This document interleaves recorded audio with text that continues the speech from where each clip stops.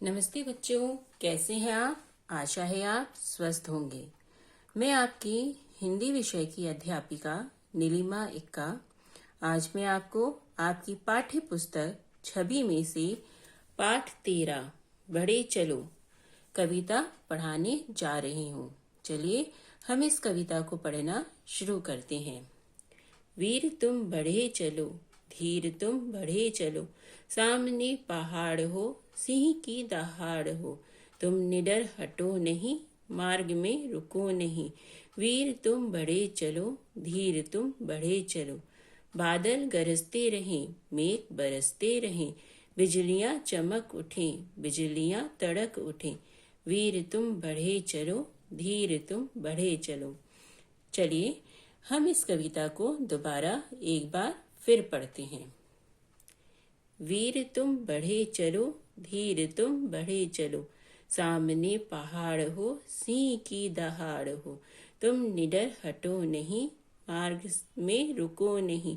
वीर तुम बढ़े चलो, धीर तुम बढ़े चलो, बादल गरजते रहें, मेघ बरसते रहें, बिजलियां तड़क उठें, बिजलियां चमक उठें, बिजलियां तड़क उठें।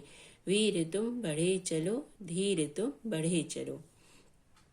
बच्चों, इस कविता में कवि वीर को, बहादुर योद्धाओं को आगे बढ़ते रहने के लिए कह रहा है। चाहे उनके रास्ते में कितनी भी बाधाएं, कठिनाइयां आए, लेकिन जो वीर योद्धा हैं वो आगे बढ़ते रहें। वीर तुम बढ़े चलो, धीर तुम बढ़े चलो, सामने पहाड़ हो, सिंह की दहाड़ हो। इन पंक्तियों में कवि वीर योद्धाओं से कह रहा है कि अगर आपके सामने पहाड़ भी आ जाएं या शेर दहाड़ने लगे तो भी आप पीछे नहीं हटो, आप अपने मार्ग पर आगे बढ़ते रहो। तुम निडर हटो नहीं, मार्ग में रुको नहीं। वीर तुम बढ़े चलो, धीर तुम बढ़े चलो।